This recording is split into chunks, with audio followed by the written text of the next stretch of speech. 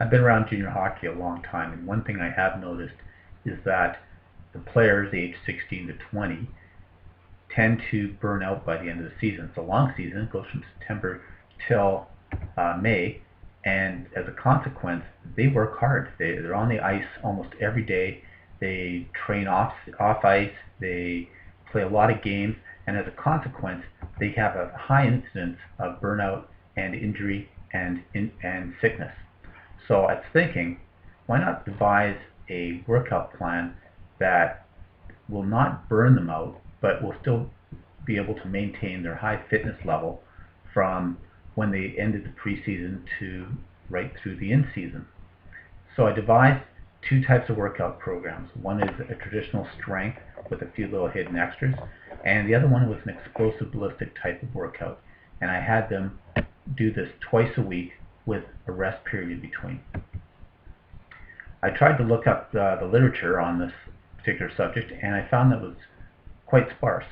So consequently, I had to kind of devise my own kind of system to see how this would work out.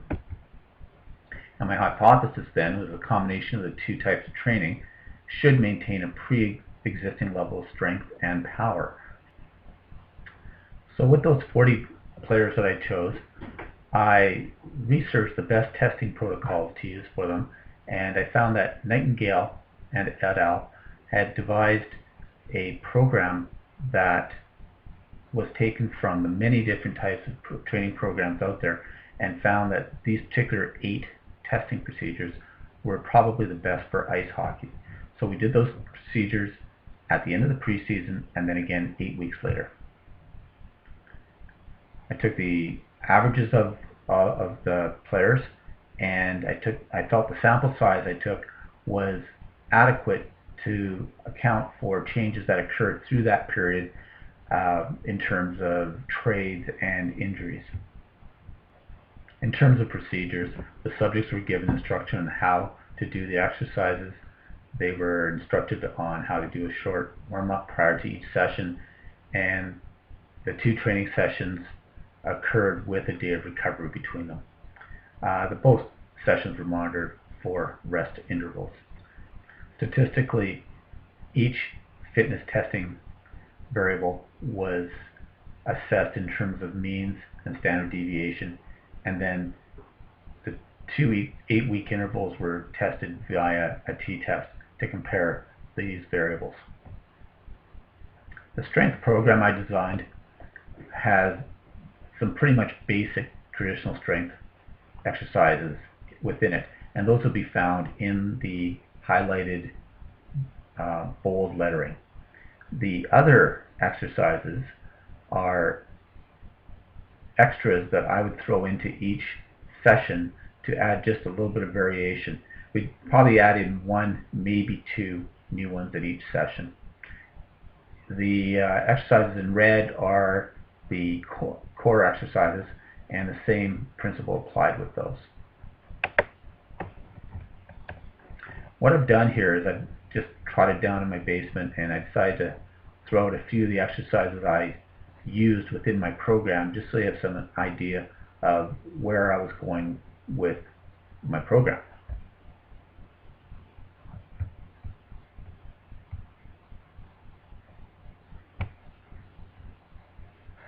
Okay, there's a number of different strength exercises we can use off of BOSU, and I like doing these full body extension types of exercises as opposed to straight up single body part type of movements.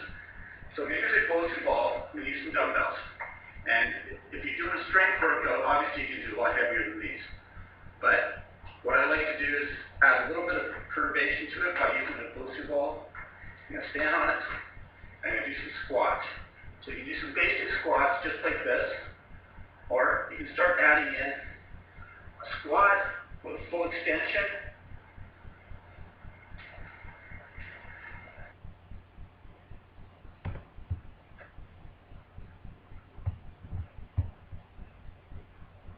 You can add in a squat utilizing the biceps.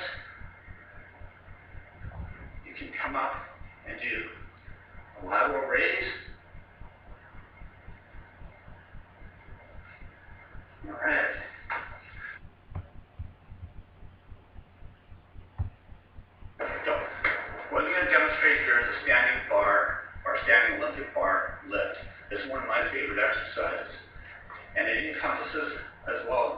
body extension. You're going from deep squat straight into a full extension to your toes.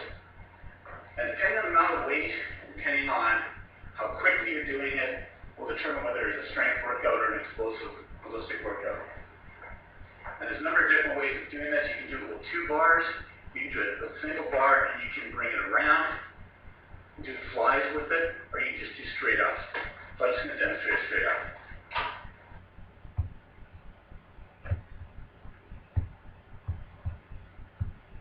Demonstrate straight up. So I come down to the squat position, and I go to full extension, pushing this up.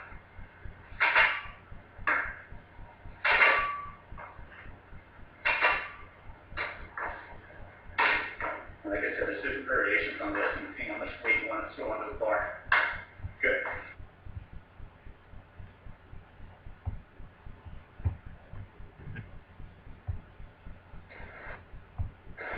Swing is a TRX, which I'm sure most of you are familiar with. And for this particular exercise, I'm going to be doing torsional rotations. There are a whole host of different exercises you can do on TRX, which are great for stability of the core. But for this particular one, we're going to do a torsional rotation on the trunk. We get into a position such as this. And the idea is to use my body to turn around in a rotation and bring it back under control.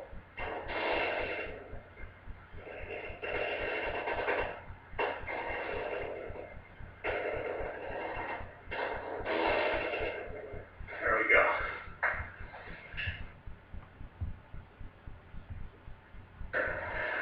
I forgot to add this one in with the BOSU ball. This is also one of my favorite exercises. Again, for core strength, for stabilizing the trunk. I like to use the BOSU ball. Let's stay on BOSU ball with a weight in front. You can see already how difficult that is when she's building a 25-pound plate. But you can use any weight you want on this. Again, depending on how strong you're getting, you can add more and more weight. So I did a couple different ways I do this. One is simple figure 8. And I just try to keep my core as solid as I can, and I bring the plate around in a figure 8 position.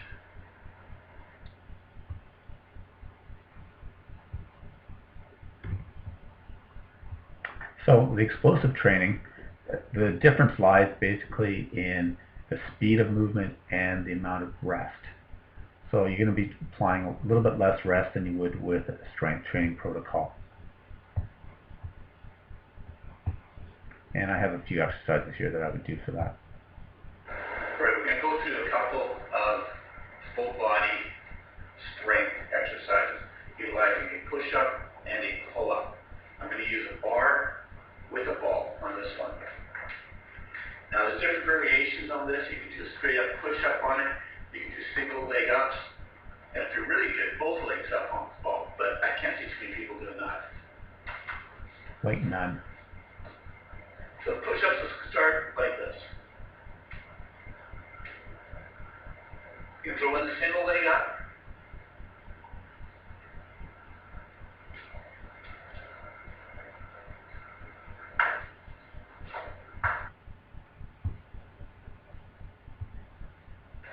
Now we can throw in a pull-up with using the ball as well.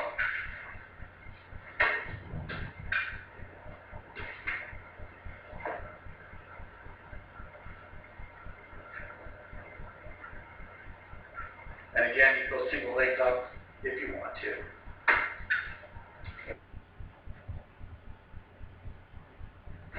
This is called a rib trainer for some people who may not have ever played with one of these before, don't know what it is.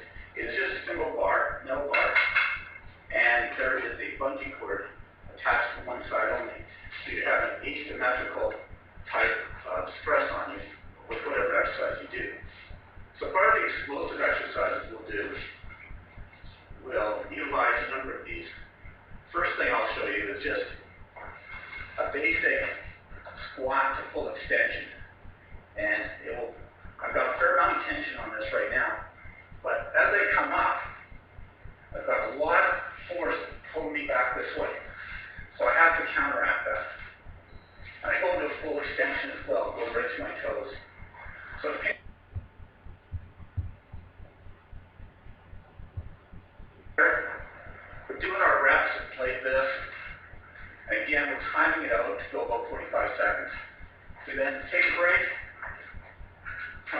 do the other side. And it's the same deal. Now, in addition to this,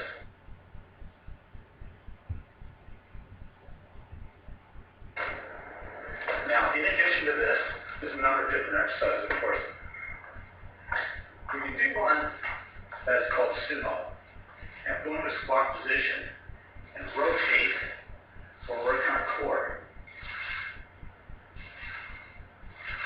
And again, depending on how fast you go, it becomes a very explosive exercise. That can be equated into straight up pushes and take them backwards, well, fast as you can.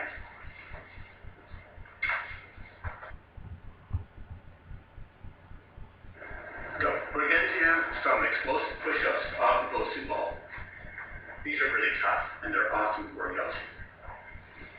So start with a push-up position on the first ball, such as this. You go down into the push-up, explode off onto the other ball. Explode off.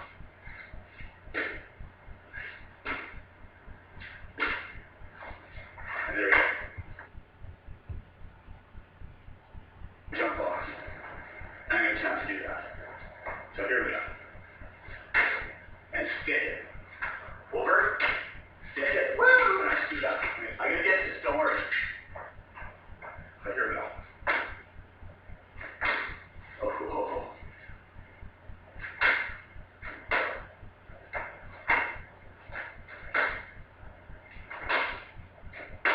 And there we go.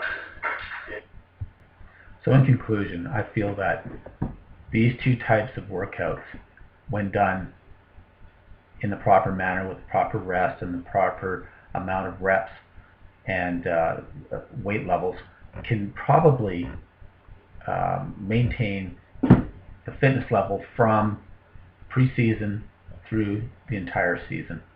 And hopefully the boys will experience a whole lot less chance of burnout and overtraining.